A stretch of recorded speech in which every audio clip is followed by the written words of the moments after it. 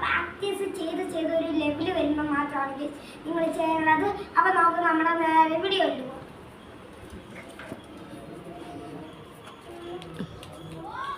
സ്റ്റാർട്ടല്ലേ?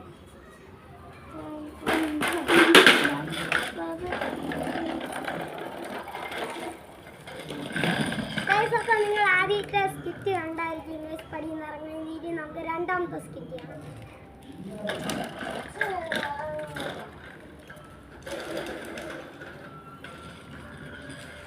ഞാൻ വണ്ടി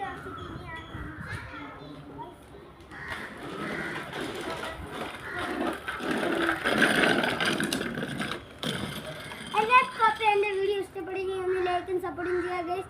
എൻ്റെ അമ്മയുടെ കൈയും കാലും കൈയും പിടിച്ചാണ് ഗൈസ് ഇങ്ങനെ ഞാൻ ചെയ്തത്.